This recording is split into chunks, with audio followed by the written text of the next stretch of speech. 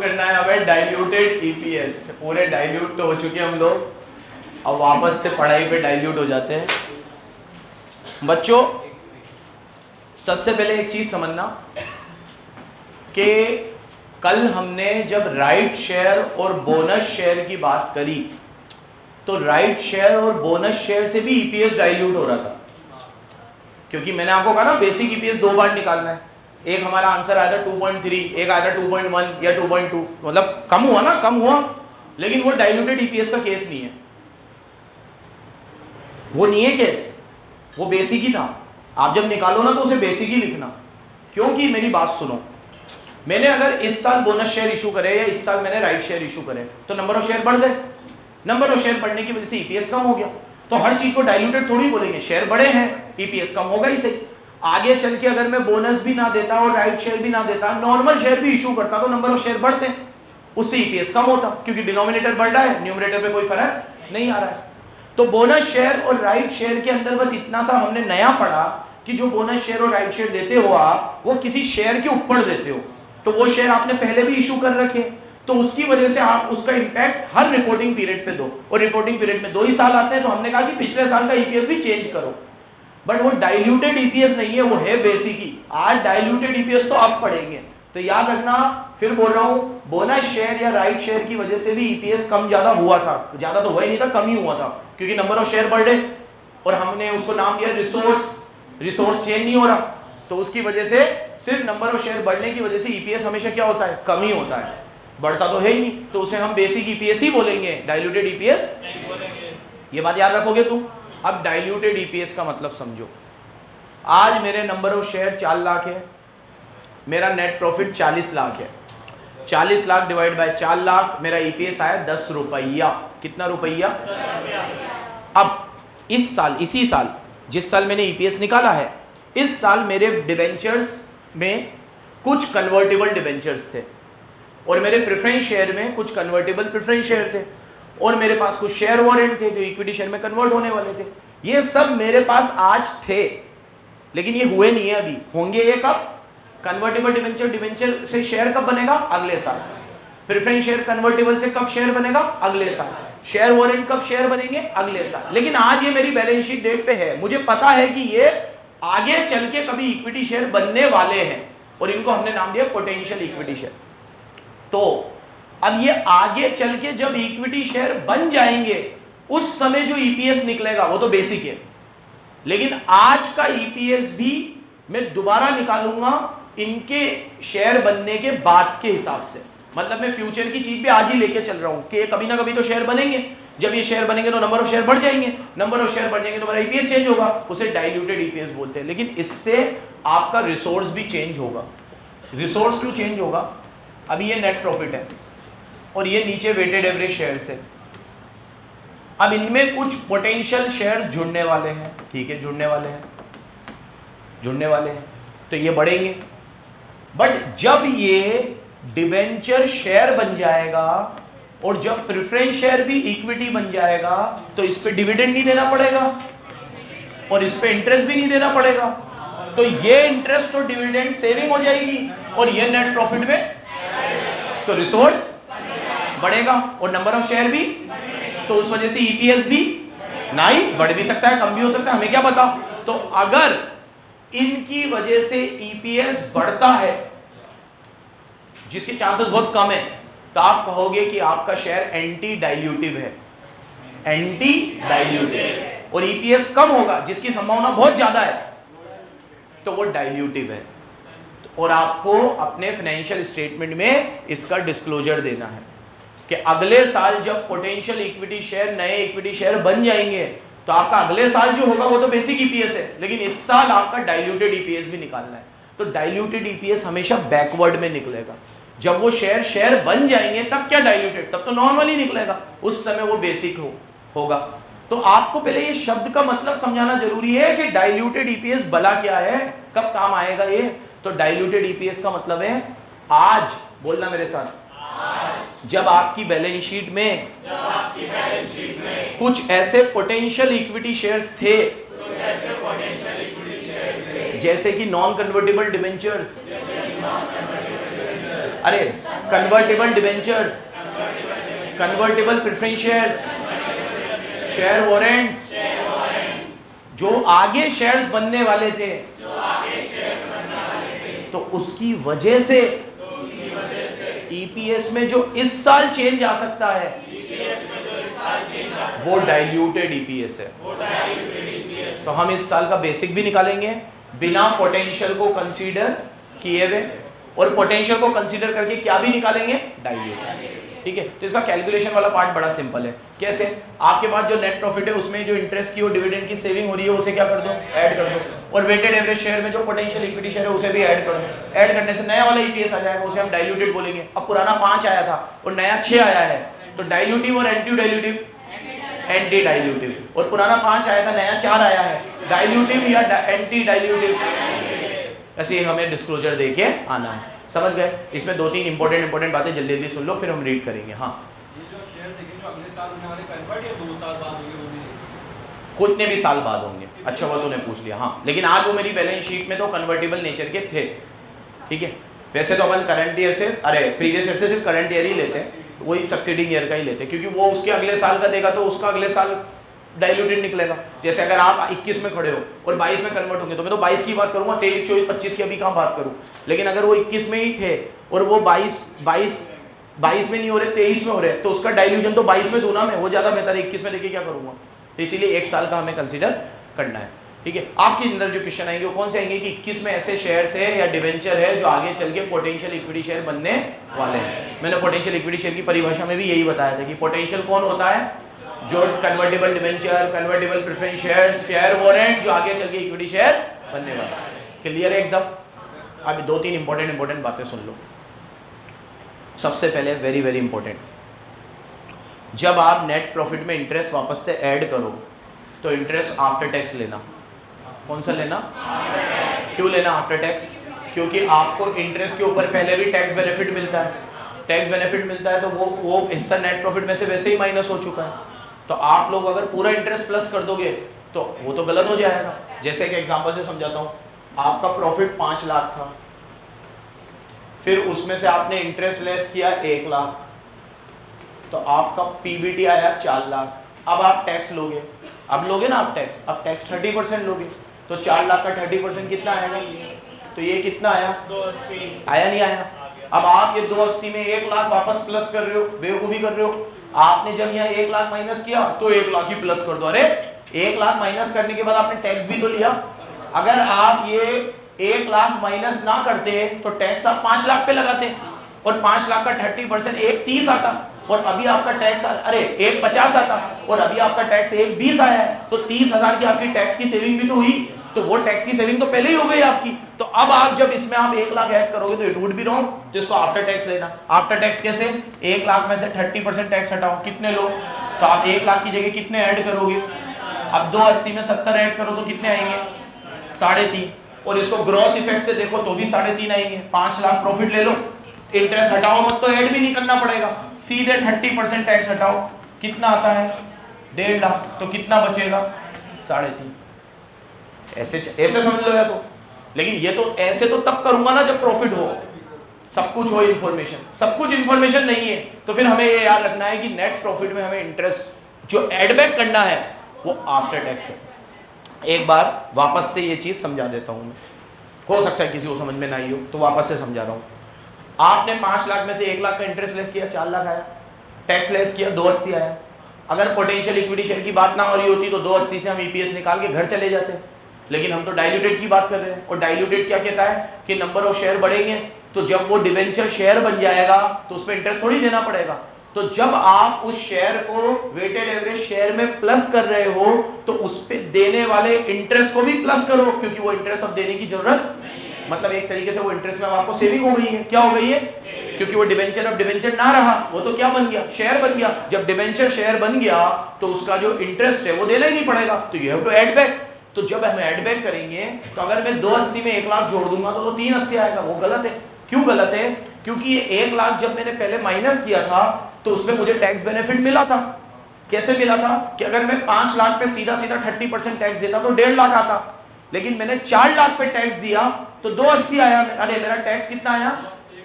एक 20 आया, जबकि मैं 5 लाख पे 30% देता तो 1.5 लाख आता। तो 1.5 लाख की जगह जब मैंने एक 20 ही टैक्स दिया तो मेरे 30,000 बच गए। वो 30,000 मेरे क्यों बचे? क्योंकि मैंने 1 लाख का इंटरेस्ट रिकॉर्ड किया था। तो जब मैंने इंटरेस्ट के ऊपर 30,000 उसी समय बचा लिए थे तो मैं इंटरेस्ट को 1 लाख मान ही क्यों रहा हूं? इंटरेस्ट मेरा 70 ही है, इसीलिए आपको वापस ऐड बैक कितने करना है 70। और इतनी लंबी गणित याद ना रखनी हो तो ऐसे भी समझा जा सकता है कि अगर मैं 5 लाख का प्रॉफिट सीधे सीधे लेता, इंटरेस्ट माइनस ही नहीं करता तो प्लस भी नहीं करना पड़ता, तो 5 लाख पे कितना टैक्स देना था बस मुझे 30%, तो मैं आफ्टर टैक्स प्रॉफिट कितना पकड़ता 3.5, और ये सब करके भी कितना आ रहा है 3.5 ही आ रहा है। तो मतलब आपको moral of the story, interest कैसे लेना है? आफ्टर टैक्स लेना है। क्या लेना है? क्लियर है ये चीज? लेकिन ये नाटक आपको डिविडेंड में नहीं करना, क्योंकि डिविडेंड टैक्स देने के बाद देते हैं तो डिविडेंड में टैक्स बेनिफिट नहीं मिलता। तो अगर आपके कोई प्रेफरेंस शेयर कन्वर्ट हो रहे हैं तो उस पर डिविडेंड देते हैं तो वो डिविडेंड को सीधे ऐड कर देना। लेकिन डिबेंचर कन्वर्ट हो रहे हैं तो उस पर इंटरेस्ट देते हैं, इंटरेस्ट को डायरेक्ट ऐड मत करना, उसे आफ्टर टैक्स ऐड करना। ये याद रखोगे आप, इंटरेस्ट को ऐड करना है आफ्टर टैक्स, डिविडेंड को ऐड करना है सीधे, ठीक है, और नंबर ऑफ शेयर को भी ऐड करना है सीधे, नंबर ऑफ शेयर जितने भी। अब इसमें एक चीज और सुन लो, शेयर वारंट वाली चीज। शेयर वारंट वाली चीज बहुत इंपॉर्टेंट है। कई बार हम शेयर वारंट को भी क्या करते हैं, शेयर में कन्वर्ट करते हैं। तो ये लोग कहते हैं कि आपने डिबेंचर को इक्विटी शेयर में कन्वर्ट किया तो उनको पूरे नए इक्विटी शेयर दिए, प्रेफरेंस शेयर को कन्वर्ट किया नए इक्विटी शेयर दिए, शेयर वारंट को तो आपने कमिटी कर रखा था कि हम इनको नए शेयर देंगे, ठीक है, लेकिन इनको जो है शेयर अपन लोग थोड़ी कम रेट पे देते हैं।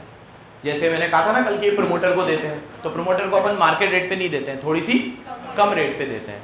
तो ये लोग ये कहते हैं कि शेयर वारंट का जो फ्री वाला पोर्शन है, फ्री वाला, आपको वो कैलकुलेट करना है कि फ्री वाला पोर्शन कितना है। हम सिर्फ उसे ही डाइल्यूटिव मानेंगे, मेन वाले पोर्शन को डाइल्यूटिव नहीं मानेंगे।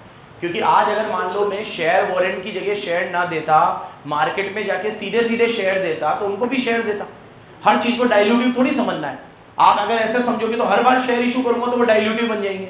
नॉर्मल शेयर इशू करने को मैं डाइल्यूटिव नहीं समझता। अपन ने बोनस की बात करी, राइट की बात करी, नॉर्मल शेयर की कभी भी बात नहीं करी। नॉर्मल शेयर तो इशू होते ही है कंपनी में, उनको हम डाइल्यूटिव थोड़ी बोलेंगे, उन्हें हम सिर्फ बेसिक में लेंगे।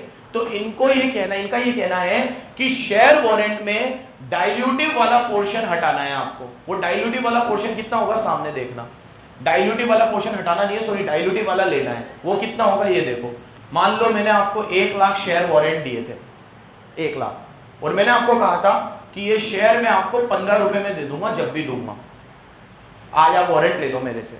उन्होंने वारंट ले लिया प्रमोटर ने और शेयर दे दिए, मैंने 15 रुपए में देने का वादा किया था। 1 महीने बाद, 2 महीने बाद आ गए वो 2 महीने 3 महीने, दे दिए मैंने 15 रुपए में। जिस समय दिए उस समय इसकी मार्केट वैल्यू या फेयर वैल्यू जो थी वो 20 रुपए थी। तो आप ये समझो पहले कि अगर मैं इनको यही शेयर 20 रुपए में देता तो मुझे कितने शेयर इशू करने पड़ते। तो देखो इधर 1 लाख इंटू 15, इनसे मेरे को कितने आए ना 15 लाख। अब ये 15 लाख मुझे शेयर वारंट से रेज ना करने होते, मार्केट से रेज करने होते, तो ये 15 लाख के शेयर में मार्केट में इशू करता। लेकिन मार्केट में एक शेयर 20 रुपए का है तो डिवाइड बाय 20, 0 से 0 काटो, 75,000। तो मतलब मार्केट में जाता तो 75,000 ही शेयर इशू हो पाते, लेकिन इनको कितने कर दिए मैंने। तो इसमें डाइल्यूटिव वाला कितना है, मतलब फोकट के शेयर कितने दिए मैंने, तो मेरे ईपीएस पे जो फर्क आएगा वो 25 की वजह से आएगा। तो मुझे फोकट का एलिमेंट निकालना है हर बार। जो चल रहा है जैसे चलता वैसे चलता तो कोई दिक्कत नहीं थी मुझे दिक्कत है कि मेरे जेन्युइन शेयर होल्डर्स को फोकट के शेयर देने की वजह से उन बेचारों का ईपीएस कम हो गया। तो बताओ मुझे, तो फोकट के कितने हुए इसमें 25। और फोकट वाला एलिमेंट कैसे निकाला मैंने, लॉजिक से। बड़ा सिंपल लॉजिक है कि 1 लाख शेयर मैंने आपको दिए हैं, 15 रुपए में दिए हैं, तो आपसे मैंने रेस किए 15 लाख। यही 15 लाख मुझे मार्केट से रेस करने पड़ते तो मैं शेयर 20 रुपए में देता, तो 15 लाख डिवाइड बाय 20, 75,000 शेयर तो मुझे उधर भी इशू करने पड़ते। तो तुम्हें मैंने 1 लाख शेयर इशू करे तो पूरे फोकट थोड़ी है, 75 तो उधर भी इशू करता मैं, वो डाइल्यूटिव नहीं है। 1 लाख तुम्हें दिए, 75 तो उधर भी देने ही पड़ते। तो जो डाइल्यूटिव पोर्शन है वो कितना है 25। मतलब जो मेरे एग्जिस्टिंग शेयर होल्डर को एक्स्ट्रा शेयर देने की वजह से नुकसान हुआ है वो कितने एक्स्ट्रा शेयर दिए मैंने। क्या ये बात समझा पा रहा हूं मैं। तुम लोगों को मैंने कितने शेयर इशू करे 1 लाख। अगर मैं इज्जत से मार्केट में भी चलता तो कितने इशू करने पड़ते 75 तो तब भी, क्योंकि 15 लाख रेस भी तो किए, फोकट का थोड़ी पैसा है। तुमने भी मुझे 15 लाख तो दिए ही है, ये 15 लाख मुझे मार्केट से उठाने पड़ते तो कितने शेयर देने पड़ते? 75, और तुम्हें मैंने कितने दे दिए? 1 लाख। तो डाइल्यूटिव वाला पोर्शन मेरा कितना है? 25। हमें से वो डाइल्यूटिव को कंसीडर करना है। ये ईपीएस का लॉजिक अगर आप समझ गए ना, तुम्हें मैंने इसीलिए पहले दिन इसका इंट्रो में पढ़ाया था, क्यों निकाल रहे हैं। कितनी सिंपल सी चीज है कि तुम्हें ईपीएस कितना मिलेगा? Net profit divide by number of share. इसके लिए भी एस लाने की जरूरत पड़ी क्या? इसमें तो इतना बड़ा मैटर ही नहीं है, फिर भी 3 दिन 4 दिन लग गए अपन को। क्यों? क्योंकि इन्होंने हर छोटी छोटी चीज को कंसीडर किया है।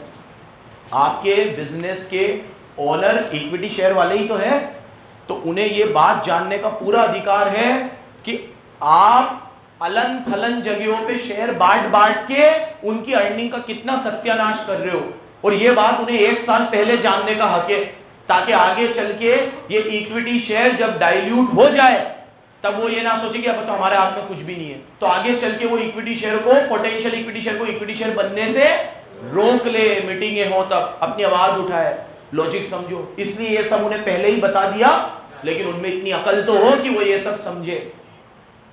1 मिनट देख, क्या हो गया? क्या हो गया? कम हो गई कोई। चलो अब है ना, मेरी बात सुनो। इसे एक ही चीज को 3 बार लिखा है। पहले इसने बोला है ये, या तो तुम यहाँ टिक कर लो, लेकिन ये सब चीज यहाँ पे भी लिखी हुई है, यहाँ ज्यादा शॉर्ट है ये रही, ठीक है। तो दोनों में से एक जगह पे काट दो, टाइम पास कर रखा है जबरदस्ती का। ये 1 2 3 पॉइंट इधर भी है, 1 2 3 पॉइंट उधर भी है। बोला है वेटेड एवरेज नंबर में आउटस्टैंडिंग शेयर को ऐड करना है, मतलब एक तरीके से डाइल्यूटेड ईपीएस में न्यूमरेटर और डिनोमिनेटर दोनों चेंज होंगे, न्यूमरेटर भी चेंज होगा और डिनोमिनेटर। तो इसको यहाँ से काट दो, ये वाले को मत काटना, ये इंपॉर्टेंट है, इसको अभी समझा रहा हूँ। बाकी ये दोनों पॉइंट इधर भी है तो इधर टिक कर लो, ये रहे, ठीक है। कि for the purpose of calculating diluted EPS, diluted EPS करते वक्त हमें क्या करेंगे, जो नेट प्रॉफिट है शुड बी एडजस्टेड, उसको एडजस्ट करेंगे। कैसे एडजस्ट करेंगे? जो डिविडेंड है वो नेट प्रॉफिट में से डिडक्ट हुआ होगा तो उसे वापस से प्लस करेंगे।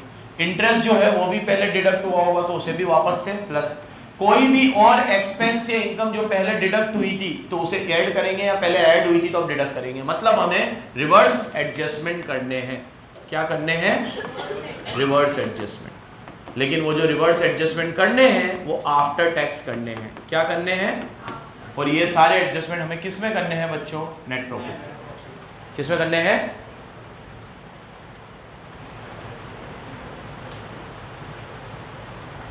इसमें जस्टिफिकेशन दिया है कि ऐसा क्यों कर रहे हैं, तो बस पढ़ लो, टिक मत करना। After the potential equity share जब कन्वर्ट हो जाएंगे तो जो डिविडेंड है, इंटरेस्ट है, जो उनसे एसोसिएट थे पोटेंशियल इक्विटी शेयर से, विल नो लॉन्गर इंकर्ड। अब उन्हें इंकर्ड करने की जरूरत, एक बात बताओ, जब डिवेंचर शेयर बन जाएंगे तो क्या उन्हें इंटरेस्ट देना पड़ेगा? जब प्रेफरेंशियल इक्विटी शेयर बन जाएंगे तो उन्हें डिविडेंड देना पड़ेगा? नहीं। तो ये कह रहा है कि as they no longer exist, अब उन्हें देना ही नहीं पड़ेगा, तो वो चीज वापस से ऐड कर दो। तो ये जस्टिफिकेशन दे रहा है, लेकिन ये तो हमें याद है, तो इसको क्या टिक करे? ये याद रहेगा हमें, ये याद रहेगा ना हमें, ठीक है, ये याद रहेगा हमें कि अगर एक बार कन्वर्टेबल डिवेंचर शेयर्स बन जाएंगे, कन्वर्टेबल प्रेफरेंस शेयर्स बन जाएंगे, तो तब उनके ऊपर जो डिविडेंड पहले दे रहे थे, इंटरेस्ट पहले दे रहे थे, अब देने की आवश्यकता, इसलिए उन्हें ऐड बैक करना जरूरी है in order to calculate diluted EPS. अब मैंने कहा ऊपर एक लाइन है जो इंपॉर्टेंट है, ये टिक कर लो, टिक करो, ये पूरा पैराग्राफ टिक कर लो, इंपॉर्टेंट मार्क कर लो, समझाता हूं मैं।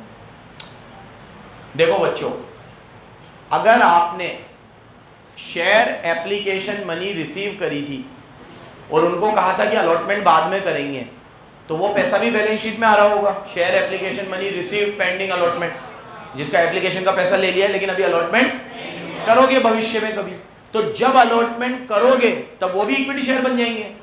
तो क्वेश्चन मार्क है कि वेदर इट इज डाइल्यूटेड और नॉट, वो डाइल्यूटिव है कि नहीं है, वो भी है, लेकिन उसमें एक शर्त है। अगर कंपनीज एक्ट ने उन पैसे के यूटिलाइजेशन को लेके रोक लगा रखी है कि भैया ये जब इक्विटी शेयर बन जाए तब पैसा यूटिलाइज करना, अभी तो रख दो बैंक अकाउंट में, अभी मत करो कुछ भी, तो फिर वो डाइल्यूटिव नहीं है, क्योंकि वो शेयर बन ही नहीं सकते, वो पैसा भी आप यूज नहीं कर रहे, तो उसकी वजह से जबरदस्ती डाइल्यूटेड ईपीएस निकाल के इक्विटी शेयर वालों को डरा क्यों रहे हो? उनको यही तो कह रहे हो आपके नंबर ऑफ इक्विटी शेयर बढ़ जाएंगे, अभी तो बढ़ ही नहीं सकते क्योंकि कंपनी ने रोक लगा रखी है, और वो पैसा भी मैं तो यूज नहीं कर रहा हूँ, तो बैंक अकाउंट में पड़ा हुआ है, तो फिर जबरदस्ती उन्हें क्यों डराना? तो फिर उसे डाइल्यूटेड मत मानना। अब पढ़ता हूँ, देखो, for the purpose of 20 with the share application money pending allotment at the balance sheet date, which is not statutorily required to be capped separately, मतलब जो पैसा सेपरेटली रखने को लिए नहीं बोला गया है, नॉट बोला है, नहीं बोला गया है, और यूटिलाइज इन बिजनेस बोला गया, उसे यूटिलाइज कर लो, तो इन द सेम मैनर उसे डाइल्यूटेड शेयर माने जाएंगे। और मैंने इसका दूसरा एंगल भी बताया कि अगर उसे यूटिलाइज करने की रोक लगी हुई है, उसे स्टैच्यूटरी ऑब्लिगेशन ने यूटिलाइज करने से रोका हुआ है, तो फिर वो डाइल्यूटेड नहीं है, फिर वो डाइल्यूटेड नहीं है। ठीक है, तो मोरल ऑफ द स्टोरी क्या है, यहां पे लिख लो। क्या है मोरल ऑफ द स्टोरी?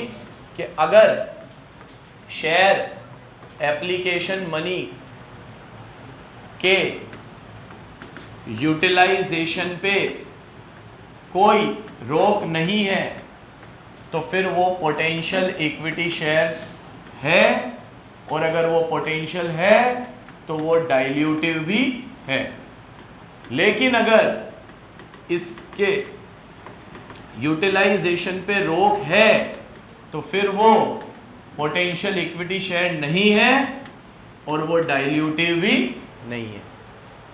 समझ गए? समझ गए?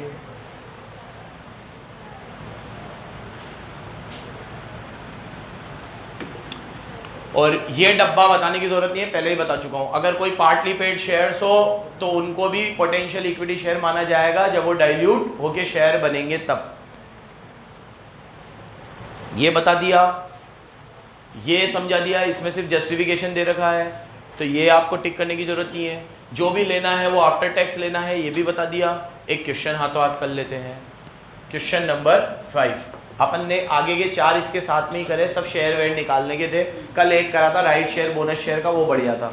ठीक है, फिर आपके करंट ईयर का जो प्रॉफिट है वो 1 करोड़ है। कितना है?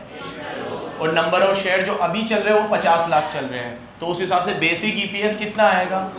1 crore divide by 50 lakh, 2 rupees basic. Okay, now आप कन्वर्टेबल डिवेंचर्स आपने दिए थे 1 लाख। डिवेंचर कितने दिए थे? 1 लाख। ये डिवेंचर है, शेयर्स नहीं है। इनको शेयर बनाने का रेशियो आपने देखो कितना तगड़ा दिया था, दिल तो देखो इनका। हर डिवेंचर के बदले में इन्होंने प्रॉमिस किया था 10 शेयर देंगे। तो 1 लाख डिवेंचर है तो कितने शेयर देंगे? 10 लाख शेयर्स। 1 लाख के बदले में 10 लाख, ऐसा इन्होंने रेशियो दिया था। नेक्स्ट, इंटरेस्ट जो था आपका कितना था? 12 लाख, और उसके ऊपर टैक्स सेविंग कितनी थी? 3 साल। आप 30% दे देते तो भी पता चल रहा था, 12 लाख का 30% 3 साल। अब मेरी बात सुनो, डाइल्यूटेड ईपीएस कैसे निकलेगा? सुनो, रिसोर्स में भी चेंज आएगा और नीचे भी चेंज आएगा। तो इसका फॉर्मूला बन जाएगा net profit after all adjustment. क्या बन जाएगा? और नीचे बन जाएगा weighted average shares after taking potential shares, after potential equity shares, potential को लेने के बाद। ऐसे ही बनेगा, सामने देखिएगा जरा। वैसे मेरा नेट प्रॉफिट है 50 लाख। कितना लाख? 1 करोड़ है। 1। अब इसमें हम क्या करेंगे? इंटरेस्ट वापस से ऐड करेंगे, लेकिन इंटरेस्ट कौन सा वाला लेंगे? आफ्टर टैक्स वाला। तो आपका इंटरेस्ट है 12 लाख। 12 लाख में से 360 हटा दो, 8 लाख 40। और नंबर ऑफ शेयर मेरे पहले कितने थे? 50 लाख। और इसमें मेरे पोटेंशियल वाले नए कितने आ जाएंगे? 10 लाख। कितने आ जाएंगे? और ये 10 लाख क्यों आएंगे? क्योंकि आपके 1 लाख शेयर थे, डिवेंचर 1 लाख थे, और आपने उनको कहा था 10 के बदले में 1 के बदले में 10 देंगे। तो 1 लाख इंटू 10 कितने हो गए? 10 लाख। 50 लाख और 10 लाख 60 लाख, और ऊपर हो गए 1 करोड़ 8 लाख 40 हजार। 1 करोड़ 8 लाख 40 हजार डिवाइड बाय 60 लाख, 1.80। देखिएगा 1.81। चारुल 1.81 आया मेरा डाइल्यूटेड ईपीएस। कितना आया बेटा? कितना आया? 1.81। मुझे बता, डाइल्यूटिव है कि एंटी डाइल्यूटिव है? ये पोटेंशियल इक्विटी शेयर डाइल्यूटिव है?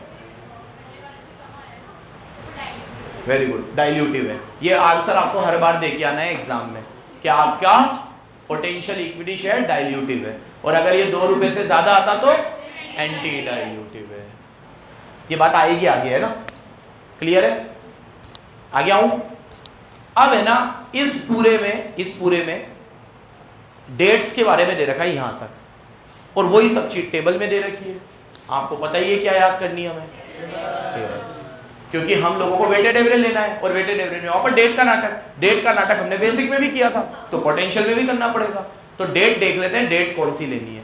अभी तक इस क्वेश्चन में हमें डेट की इंफॉर्मेशन नहीं थी तो हमने वेटेड एवरेज किया ही नहीं, सीधे ले लिया। लेकिन अगर डेट की इंफॉर्मेशन होगी तो हमें वेटेड एवरेज करना है, क्योंकि बार बार मैं WAS लिख रहा हूँ, वेटेड एवरेज शेयर्स लिख रहा हूँ बार बार। कौन से वाले लिख रहा हूँ? वेटेड एवरेज तो करना ही करना है। कल हमने राइट शेयर में भी किया था, वो राइट फैक्टर ऐड करने के बाद उसको भी हमने बोनस में नहीं किया था, क्योंकि बोनस हम ये मानते हैं कि पिछले साल के शेयर्स पे आप इस साल बोनस दे रहे हो, तो वो हम फ्रॉम बिगनिंग ही मानेंगे, तो उसको हमें मंथ की कैलकुलेशन करने की जरूरत नहीं। डेट सुन लो, अब डेट निर्भर करेगी कि कौन से वाले शेयर से, मतलब पोटेंशियल इक्विटी शेयर कौन से हैं, डिवेंचर है, लोन है, प्रेफरेंस शेयर है, किसको आपने इक्विटी शेयर में कन्वर्ट किया है, पोटेंशियल क्या चीज थी, तो अलग अलग केस दे रखे हैं। नंबर 1, अगर जो potential equity share last year issue हो चुके थे लेकिन कन्वर्ट नहीं हुए अभी इस साल, not yet converted into equity share in current year, मतलब इशू वो लास्ट ईयर हो चुके थे लेकिन वो कन्वर्ट इस साल नहीं हुए हैं, तो इसमें आप डेट फ्रॉम बिगनिंग ही लोगे, क्योंकि वो तो इस साल भी कन्वर्ट नहीं हुए और इशू भी वो पिछले साल हो चुके थे। तो मेरे को एक बात बताओ, जब आज मैं तुम्हें डिवेंचर दे रहा हूं और आज ही मैंने तुम्हें कह दिया कि ये शेयर में कन्वर्ट होंगे, आज ही बोल दिया ये बात, अगले साल वो अभी शेयर में कन्वर्ट नहीं हुए तो भी वो चीज तो पिछले साल से रिलेटेड है, तो इस साल में डेट बीच में से कौन सी लूंगा? ओपनिंग ही लूंगा मैं, क्योंकि इस साल कुछ हुआ ही नहीं है तो कौन सी डेट लूं? इस साल तो मैंने तुम्हें ये बोला है कि भैया मैं तुम्हें इक्विटी शेयर में कन्वर्ट कर दूंगा, जो कि किए नहीं है, और ये बात मैं पिछले साल ही बोल चुका हूं तुम्हें जब डिवेंचर इशू करे। तो इस साल के लिए डेट कौन सी, रिलेवेंट डेट कौन सी होनी चाहिए? From beginning. तो इसमें आप जब वेटेड एवरेज करोगे तो बिगनिंग से लोगे और एंड तक तो लेना ही होता है, ये कोई कहने की बात नहीं। कहां तक लेना होता है? एंड तक, ठीक है। तो ये केस नंबर 1 हो गया, when potential shares issue last year हुए थे बट नॉट येट कन्वर्टेड, लेकिन वो इस साल अभी कन्वर्ट नहीं हुए। नंबर 2, पोटेंशियल इक्विटी, मैं बार बार ये जो पोटेंशियल वर्ड बोल रहा हूँ ये याद है ना, कौन से पोटेंशियल? डिवेंचर थे, शेयर वारंट थे, लोन था, फलाना था, डिमकड़े थे, कोई से भी ऐसे इक्विटी शेयर जिनका रोका हुआ है और अब इस साल उनकी शादी भी हो रही है, लेकिन इस साल भी किसी कारण से उनकी शादी नहीं हो पाई, अब इधर तो हो जाएगी शादी। Potential equity share which were issued last year, जो लास्ट ईयर इशू हुए थे, रोका हुआ था, एंड हैव बीन कन्वर्टेड, और इस साल कन्वर्ट हो गए, शादी हो गई। अब डेट कौन सी लेनी है? पहले तो हमने वो देख, अभी बताएगा वो चीज, पूरा हो जाने दे। देख, इस साल भी डेट तो बिगनिंग से लेनी है क्योंकि इशू तो पिछले साल हो गए थे और इस साल कन्वर्ट भी हो गए, एंड ऑफ द ईयर तक का ही लेना है। लेकिन इसमें फर्क क्या आएगा? जिस दिन से वो कन्वर्ट हुए, जो अभी इसने सवाल पूछा, उस दिन से वो बेसिक ईपीएस में आएंगे, और जब तक कन्वर्ट नहीं हुए थे तब तक के लिए वो डाइल्यूटेड में आएंगे। देखो यहाँ, till the date of conversion, जब तक कन्वर्ट नहीं हुए तब तक के लिए, और आफ्टर कन्वर्जन होने के बाद वो बेसिक में भी आएंगे, और क्योंकि कन्वर्ट हो गए तो अब तो इक्विटी शेयर ही बन गए वो, और इक्विटी शेयर बन गए तो उन्हें बेसिक में भी लेना पड़ेगा। तो ये फर्क है। अगर वो इस साल क्या बन गए? इक्विटी शेयर बन गए। और लेकिन मेरी बात सुनो, जब वो इक्विटी शेयर बन जाएंगे तो बेसिक और डाइल्यूटेड में फर्क ही क्या रहेगा? सेम ही आएंगे। मजा तो कब आएगा? जब वो अभी कन्वर्ट नहीं हुए हो, तब हम लोग डिनोमिनेटर बढ़ाएंगे, नेट प्रॉफिट बढ़ाएंगे, सब कुछ करेंगे, और बेसिक वाला अलग निकालेंगे, डाइल्यूटेड वाला अलग निकालेंगे। जब वो इक्विटी शेयर बन ही जाएंगे उसके बाद तो बेसिक में भी वही चीज लेंगे और डाइल्यूटेड में भी वही चीज लेंगे, तो फर्क थोड़ी आएगा। फर्क कब आएगा? जब वो इक्विटी शेयर अभी बने नहीं है, ठीक है। डाइल्यूटेड का मतलब भी वही होता है, और एएस जो डिस्क्लोजर मांगता है वो भी वही वाला मांगता है कि बताओ ये डाइल्यूटिव है कि नॉट एंटी डाइल्यूटिव है। नेक्स्ट, अगर पोटेंशियल इक्विटी शेयर, देखो मेरी बात सुनो, ये जो थे ना पोटेंशियल वाले, ये लास्ट ईयर इशू हुए थे, इस साल कन्वर्ट नहीं हुए। ये लास्ट ईयर इशू हुए थे, इस साल कन्वर्ट हो गए। ये तो इशू ही कब हुए हैं?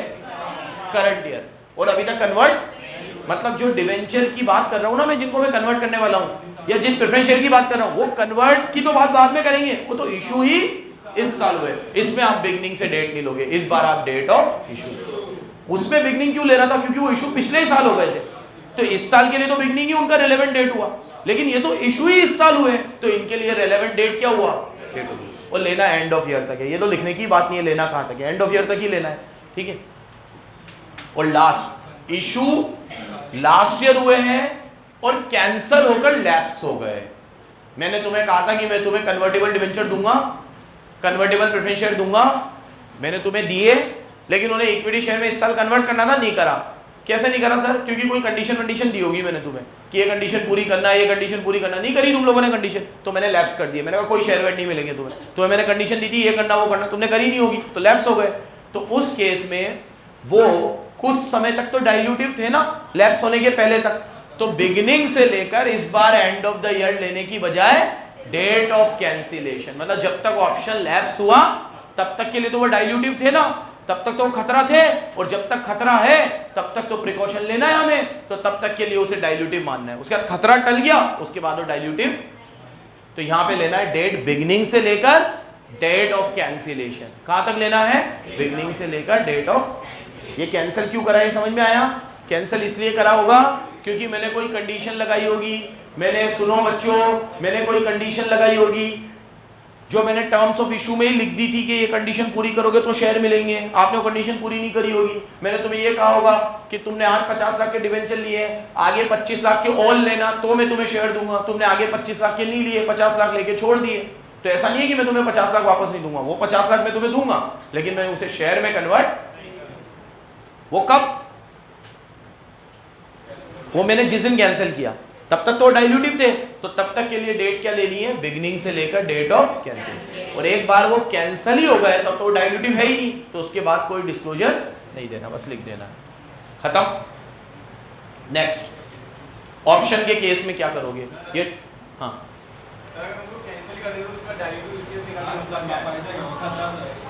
फायदा बता रहा हूं। आपने आज 1 जनवरी से मान लो अपना साल शुरू हुआ, उसके बाद सितंबर तक के लिए उनके पास ऑप्शन था, उनको कंडीशन पूरी करनी थी, उस समय के लिए उन लोगों ने कुछ भी नहीं करा। अब अक्टूबर में आपने कैंसिल कर दिया, तो वो कह रहा है कि पोटेंशियल इक्विटी शेयर आप जनवरी से लेकर सितंबर तक के लिए मंथ की कैलकुलेशन करो, 9/12 करो और वो निकालो। उसके बाद आप उधर डाइल्यूटेड लिख दो और 3 महीने का ईपीएस अलग निकालो, 3 महीने के लिए लिख दो कि ये इसमें वो पोटेंशियल इक्विटी शेयर नहीं ली। इससे क्या होगा? आपके डिस्क्लोजर रिक्वायरमेंट अच्छे होंगे कि भैया जब तक के लिए वो पोटेंशियल इक्विटी शेयर था तब तक के लिए हमने डाइल्यूटेड ईपीएस निकाला, उसके बाद जब वो पोटेंशियल इक्विटी शेयर नहीं है तो उसके लिए हमने बेसिक ईपीएस निकाला, उसमें हमने डाइल्यूशन कुछ दिया नहीं, तो आपकी तरफ से जानकारी पूरी जाएगी। वो आपका कहना सही है कि अब जब उन्हें इक्विटी शेयर दूंगा ही नहीं तो वो डाइल्यूटेड हुए ही नहीं, लेकिन हमने 9 महीने तक तो वो डाइल्यूटेड था ना, तब तक के लिए तो हम लोगों को उसके डिस्क्लोजर्स देने पड़ते, ठीक है। इट्स जस्ट लाइक कि अभी आपको ये कहा जा रहा है कि आपको कोई सरकारी कामकाज में कोई डॉक्यूमेंट फाइल करना है, जीएसटी के रिटर्न होते हैं, कहते हैं भैया 20 लाख से ऊपर तक, या वो बोलते हैं कि भैया जीएसटी इनकम टैक्स का ले लो कि भैया 2.5 लाख से ऊपर की आपकी इनकम है तो आपको रिटर्न फाइल करना है, जबकि टैक्स आपको 7 लाख के बाद ही देना है। अभी रिबेट है ना, 7 लाख तक तो कोई टैक्स नहीं, लेकिन रिटर्न फाइलिंग में रिबेट नहीं है, रिटर्न फाइलिंग 2.5 लाख के ऊपर करनी है आपको, सब करते हैं। तो कोई बोले जब मेरे पे टैक्स ही नहीं लग रहा तो मैं रिटर्न क्यों फाइल करूं? मेरी इनकम भले 2.5 लाख से ज्यादा है, टैक्स तो 7 लाख पे लगेगा ना, तो मैं रिटर्न फाइल नहीं करूंगा। आप पढ़ना, ये दोनों सेक्शन में ये है कि वहां पे बेसिक एग्जेम्पशन लिमिट के ऊपर पे रिटर्न फाइल तो है, लेकिन टैक्स अभी बेसिक एग्जेम्पशन के ऊपर नहीं है, क्योंकि सरकार ने 7 लाख तक क्या दे रखी है? रिबेट दे रखी है। तो फिर कोई ये बोले कि भैया जब मेरे को टैक्स ही नहीं देना तो मैं रिटर्न भी क्यों फाइल करूं? तो भैया डिस्क्लोजर तो दो, आपकी इनकम तो दिखाओ, वो सेक्शन अलग है और ये सेक्शन। अब आपके पोटेंशियल इक्विटी शेयर भले कैंसिल हो गए, लेकिन वो सितंबर के बाद हुए ना, सितंबर तक तो आपके ऊपर लागू थे, तब तक का डिस्क्लोजर दो होगा, तो देने से भी कुछ नहीं होगा, और जिसमें चेंज आ रहा है उसमें भी कुछ नहीं होगा। हाँ वही तो मत पढ़ो, ठीक है। आपने अभी आपका ईपीएस कितना, इससे पहले वाले क्वेश्चन में कितना था? 1.81, और वो पहले 2 था, तो ये 2 से 1.1 हुआ, 1.81 हुआ, तो क्या हुआ? उससे हुआ तो उससे भी कुछ ही नहीं। होने या ना होने से मतलब शेयर होल्डर क्या कर लेंगे ये देखकर? तुम शेयर होल्डर के पॉइंट ऑफ व्यू से सोचो, शेयर होल्डर को दिख गया बेसिक ईपीएस डाइल्यूटेड ईपीएस, क्या कर लेगा वो? हाँ वो तो उससे भी बेचने की जरूरत नहीं है। अरे मतलब वो तो उसके लिए तो देखने की भी जरूरत नहीं है ना, कुछ भी बेचना है तो कभी भी बेच दे, तेरे उसने से क्या होने से क्या होगा, ठीक है। अबे पिक्चर 2 रुपए अर्निंग है, मार्केट प्राइस नहीं है। हाँ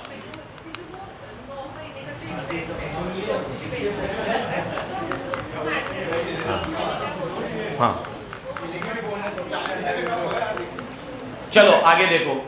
नेक्स्ट शेयर ऑप्शन अंडरलाइन करो। शेयर ऑप्शन के लिए मैंने तुम लोगों को बता दिया क्या करना है कि आपको सिर्फ जो एक्स्ट्रा वाला अमाउंट है वो हटाना है, जिसके लिए आपको कोई कंसिडरेशन रिसीव, अब वो आपको लैंग्वेज से समझ में नहीं आएगा, वो आपको समझ में आएगा फिगर से। तो यहाँ पे वो मेरा एग्जांपल याद रखना। कौन सा वाला कि आपने अगर 1 लाख शेयर ऑप्शन में दिए हैं और दिए आपने उसे 15 रुपए में है, तो आपको रेस कितने हुए 15 लाख। वही 15 लाख अब अगर आप मार्केट से रेस करते तो कितने रुपए में रेस करते, 20 रुपए में। तो 15 लाख डिवाइड बाय 20 करते तो नंबर ऑफ शेयर कितने इशू करने पड़ते हैं। तो कोई अगर आपसे पूछे शेयर ऑप्शन में डाइल्यूटेड पोर्शन कितना है, तो आप बोलोगे 25, क्योंकि इशू करे 1 लाख और इज्जत से करते तो कितने करने पड़ते 75। तो जो एक्स्ट्रा इशू करे वो कितने हैं 25। तो यहाँ पे वो वाली बात लिख दो। ये तुम घर पे भी पढ़ने बैठो तो तुम ये लैंग्वेज में तो कंफ्यूज हो जाओगे जबरदस्ती, ठीक है। ये इसने भी दे रखा है, ये रहा इधर, ये एग्जांपल है। देखो नेट प्रॉफिट दे रखा है आपको 12 लाख का, आपके वेटेड एवरेज शेयर अभी है 5 लाख के, अभी 5 लाख के। आपने एवरेज फेयर वैल्यू आपकी अभी जो शेयर की वो 20 रुपए है। वेटेड एवरेज नंबर इसने खुद ही वेटेड एवरेज करके दिए, जो ऑप्शंस में शेयर दिए वो कितने के दिए 1 लाख दिए, और ऑप्शन कितने में दिया आपको 15 है, तो फिगर भी वही है। तो आप 1 लाख इंटू 15 कितने होंगे 15 लाख, और अगर वही मैं 20 में देता तो कितने होते हैं 75,000।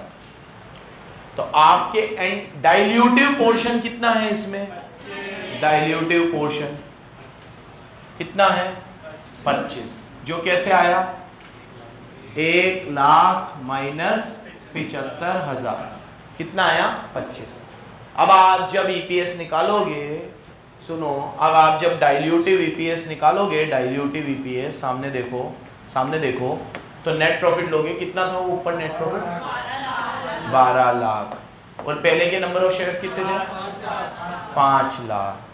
अब अभी डाइल्यूटिव वाले कितने आए 25,000, तो 5 25 हो गए, तो 12 लाख अपन 5 25 2.28।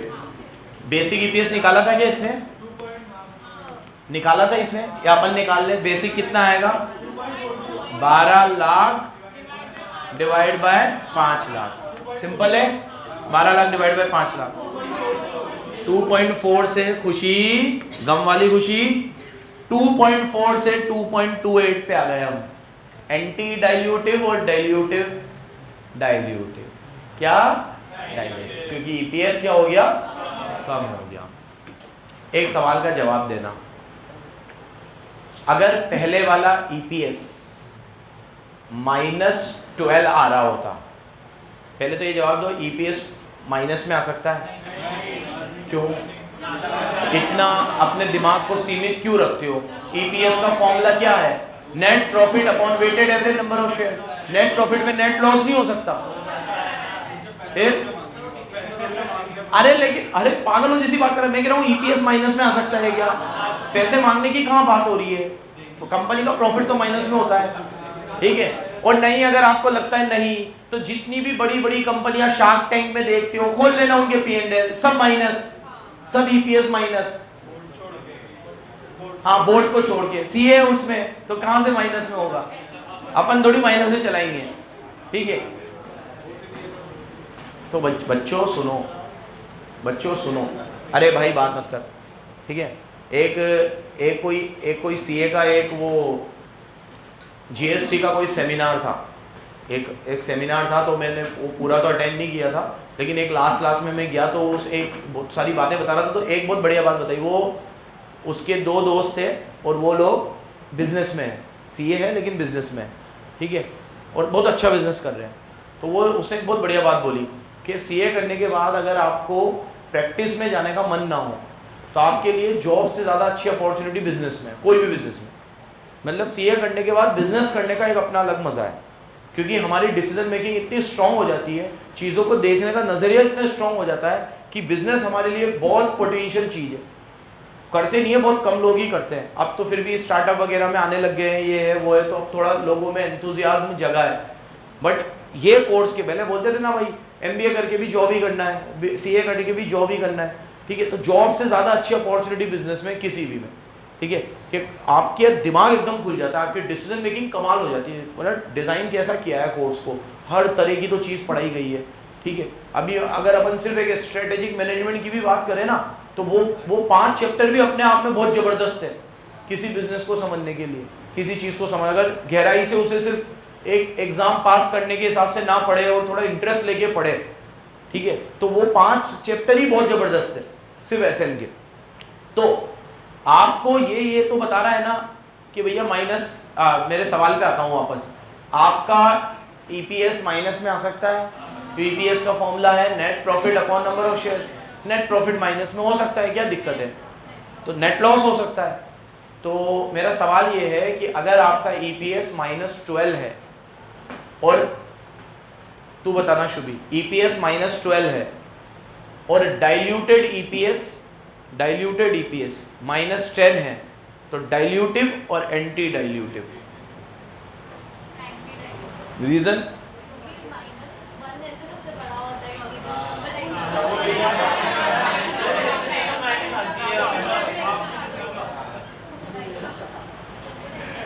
तो लॉस के केस में अगर लॉस कम हो रहा है तो एंटी डाइल्यूटिव, और माइनस का 12 अगर माइनस का 15 बन जाता तो डाइल्यूटिव। तो लॉस के बढ़ने पे और ईपीएस के कम होने पे डाइल्यूटिव, और लॉस के कम होने पे और प्रॉफिट के या ईपीएस के बढ़ने पे क्या, एंटी डाइल्यूटिव। ये याद रखोगे आप लोग? खैर चलो, और याद रखना जितने भी क्वेश्चन आए डाइल्यूटिव एंटी डाइल्यूटिव लिख के आना, ये भले नहीं लिख रहा, आपको हर क्वेश्चन में लिखना है कि अभी मैंने, मतलब आप सोचो ये मगजमारी करी क्यों मैंने, जिस चीज का बेसिक था उसका डाइल्यूटेड क्यों निकाला मैंने, ये बताने के लिए कि आपका डाइल्यूटिव है पोटेंशियल इक्विटी शेयर या एंटी डाइल्यूटिव। ये हो गया, ये आपका आंसर आ गया 2.29। अब डाइल्यूटिव पोटेंशियल इक्विटी शेयर ये रहे, ये टेबल बनी हुई, अंडरलाइन कर लो, सब चीज की बहुत बढ़िया टेबल बना रखी है। अगर आपकी अर्निंग डिक्रीज हो रही है तो क्या है, लेकिन अगर आपकी अर्निंग इंक्रीज हो रही है तो एंटी डाइल्यूटिव, अगर आपका जो लॉस है वो इंक्रीज हो रहा है तो डाइल्यूटिव, और आपका लॉस डिक्रीज हो रहा है तो एंटी डाइल्यूटिव हो, तो आपको उसको कंसीडर नहीं करना, मतलब उसमें आपको शेयर होल्डर को कुछ डिस्क्लोजर देने की जरूरत, क्योंकि एंटी डाइल्यूटिव है ना, उनको कोई नुकसान ही नहीं हो रहा है। डाइल्यूटिव है तो आपको नुकसान हो रहा है तो उसका डिस्क्लोजर देना पड़ेगा, ठीक है, उसका डिस्क्लोजर देना पड़ेगा, उसके लिए आपको बताना पड़ेगा। अब एक इंपॉर्टेंट बात और सुन लो लास्ट, ये जो डाइल्यूटिव और एंटी डाइल्यूटिव में आप प्रॉफिट लोगे ना, वो सिर्फ कंटिन्यूइंग ऑपरेशन से लेना। अगर आप कोई डिसकंटिन्यूड ऑपरेशन है आपके, जो बिजनेस आप बंद कर चुके हो और उसका लॉस पड़ा हुआ है, तो उस लॉस को इधर सेट ऑफ करके ईपीएस मत निकालना, मतलब आप जो नेट प्रॉफिट लोगे वो सिर्फ कंटिन्यूइंग ऑपरेशन से लोगे, डिसकंटिन्यूड ऑपरेशन से। कंटिन्यूइंग ऑपरेशन से लॉस आ जाएगा तो चलेगा, जैसे हमारी फैक्ट्री वो अभी डिसकंटिन्यूड ऑपरेशन है और हमारा टैली खोलोगे तो उसमें 15 लाख का लॉस दिखेगा तुम्हें, क्योंकि वो लॉस अभी तक हमने राइट ऑफ नहीं किया है। अब हम लोग जब इनकम टैक्स का रिटर्न भरेंगे तो हम हमारे बिजनेस प्रॉफिट से उस बिजनेस प्रॉफिट को सेट ऑफ अगर कर सकते हैं, इनकम टैक्स अलाउ करता है तो अलग बात है, मुझे नहीं पता अभी, ठीक है, कर सकता है। बिजनेस लॉस बिजनेस इनकम से तो सेट ऑफ हो जाता है, सैलरी से नहीं होता है ना, तो हमारा तो उसके लिए हमारी बिजनेस इनकम उतनी होनी। अच्छा, बिजनेस में ऐसा कुछ थोड़ी है कि बिजनेस सेम हो, कोई सा भी बिजनेस हो ना, जैसे ये मेरा प्रोफेशन है, चलो बाद में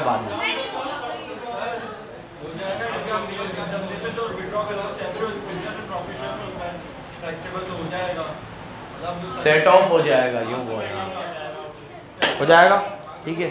तो अभी मुर्तजा सर से अभी देखेंगे कि क्यों नहीं कर रखा उन्होंने सेट ऑफ, ठीक है। चलो अब मेरी बात सुनो, क्योंकि इधर इतना प्रॉफिट ही नहीं हो रहा।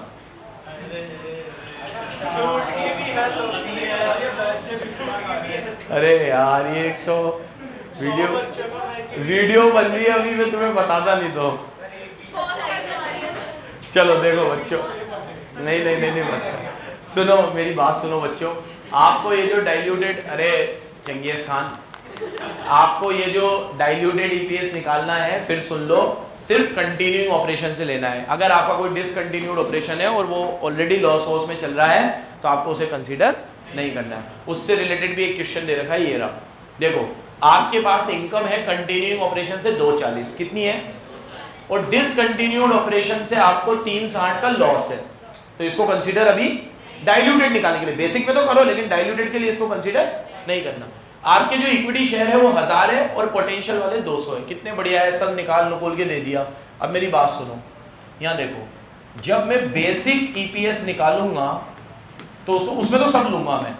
मेरा नेट प्रॉफिट नॉर्मल कितना है 240 और ये 360 का लॉस है, तो भैया 240 का प्रॉफिट है और 360 का लॉस है, तो 120 का लॉस हो गया मेरे हिसाब से, 120 का। और नॉर्मल इक्विटी शेयर मेरे 1000 है, तो 120 अपॉन 1000 120, 120 का ये क्या आ गया मेरा। अब जब मैं डाइल्यूटेड वाला निकालूंगा, डाइल्यूटेड ईपीएस, तो मेरी बात सुनो, 1 मिनट रुको मेरी बात। जब मैं डाइल्यूटेड वाला निकालूंगा तो डाइल्यूटेड के लिए अगर मैं नॉर्मली देखूं, अगर मैं सीधे ये 120 डाइल्यूटेड के लिए तो मैं 240 ही लूंगा। तो अगर मैं 240 लूं और उसे डिवाइड करूं 1000 से तो कितना आ रहा है 240। और अगर मैं 240 लूं और उसको डिवाइड करूं 1200 से 200 तो 200। तो डाइल्यूटिव और एंटी डाइल्यूटिव, एंटी डाइल्यूटिव, अरे डाइल्यूटिव क्या कहते हो, कम हो गए ना ईपीएस, ईपीएस क्या हो गया। अब एक बात समझना, आपका एक सवाल आएगा, ये 200 को 120 से कंपेयर क्यों नहीं किया, क्योंकि फिर बेस सेम नहीं होता ना। मैंने वो 120 में तो प्रॉफिट और लॉस दोनों ले रखे थे, और यहाँ मुझे लॉस लेना नहीं, क्योंकि यहाँ मुझे डिसकंटिन्यूड नहीं लेना, सिर्फ कंटिन्यूड लेना है। तो मैंने यहाँ इसका ईपीएस कंटिन्यूड वाले से निकाला और डाइल्यूटेड वाला भी कंटिन्यूड वाले से निकाला, बेस सेम रखने के लिए, नहीं तो फिर गलत हो जाता। ठीक है, तो आप दोनों डिस्क्लोजर दोगे, ये तो आपका ओवरऑल ईपीएस है जो आना चाहिए, ये आपका डाइल्यूटेड है, और ये डाइल्यूटेड के लिए बेस बनाने के लिए 240 निकाला, क्योंकि मैं अगर इसमें 2,40,000 ना लेकर 120 ले लेता तो मैंने कंटिन्यूड ऑपरेशन भी ले लिया और डिसकंटिन्यूड ऑपरेशन भी ले लिया, जो कि सही नहीं होता। उस केस में तो हमेशा ही एंटी डाइल्यूटिव, अरे डाइल्यूटिव आएगा। प्रॉफिट से कंपेयर करो ना, आपने इधर तो प्रॉफिट लॉस दोनों ले लिए, इधर सिर्फ प्रॉफिट ले रहे हो और सिर्फ नंबर ऑफ शेयर बढ़ा रहे हो, तो फिर बेस बनेगा ही नहीं। हाँ, एक चीज और सुन लो, 1 मिनट रुकिए, एक चीज और सुन लो, आपका ये जो 240 था, ये सेम इसलिए हुआ क्योंकि उसने मुझे सिर्फ पोटेंशियल शेयर्स बढ़ेंगे ये बताया, ये नहीं बताया कि उससे प्रॉफिट में कितना फर्क आएगा। जैसे अगर यहाँ डिवेंचर होते तो मैं नेट प्रॉफिट, अरे इंटरेस्ट ऐड करता, कन्वर्टेबल प्रेफरेंस शेयर होते तो मैं डिविडेंड ऐड करता, शेयर वॉरेंट में तो कुछ ऐड होता ही नहीं है, तो इसने ऐसा कुछ बताया नहीं, तो मैंने प्रॉफिट में कुछ एडलेस नहीं किया। हाँ, अब आप क्या कह रहे हो एक बार देख लो, क्या पे ये रहा ना 240 से 200, basic EPS would be 120 and diluted EPS would be 100। अच्छा, ये उधर भी डाइल्यूटेड निकाल रहा है,